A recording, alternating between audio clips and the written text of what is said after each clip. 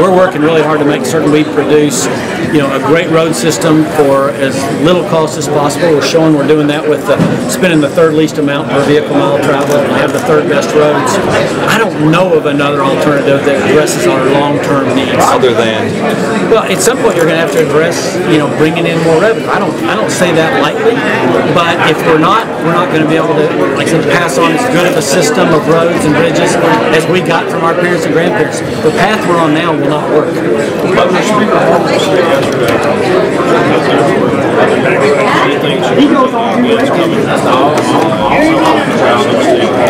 No, I mean, we have not said that. We have not made that decision. I think what we feel like the need is right now is to help people around the state understand the issue. Instead, if I'm an average citizen, I don't really understand why this is important until you understand the vehicles are getting twice as good a mileage and roads are costing 3 times as much as it did the last time we addressed this.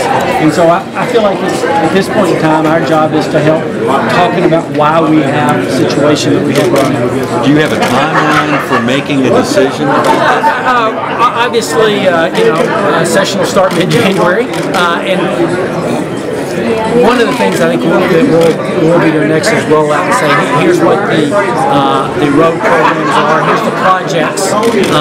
Will you do that? We hope to do that in the next 3 or 4 weeks. Say this is what will get funded and what won't? Well, what we'd say is these are projects that are currently approved but that we don't have the funding to take care of.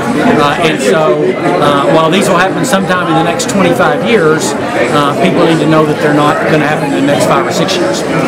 Will that be like a ballpark figure for what the or number for raising the gas tax at that time? Well, I think what I'm saying there is what we'll say is here's what the projects are that are currently not funded. I think one of the challenges we have is everybody thinks, I'm from Knoxville, everybody thinks Alcoa Highway is approved and funded, but it's not. The state's been working on it for a long time, for 10 plus years, and we don't have the funding to do that. I think that's similar situations all around the state where people think, oh, that road project is approved. Well, it is, but it's just not funded, and we have to go and walk through that. Governor, the problem seems to be with the members of your own party, the legislature here. So, what do you do to persuade your fellow Republicans to go along? Well, I think 2 or 3 things. I think first thing we have to show them we really are running an efficient department. Like as I said in there, can we do better? Yes, but again, when you have the third best roads and you're paying the third least per mile, it shows you're doing a pretty good job. I think that's the first thing. Number 2, I think we're going to have to show here are the projects that are impacted. At the end of the day, if the legislature says we don't want to deal with this, well, then what I think we need to answer is, well, tell us what we're going to do.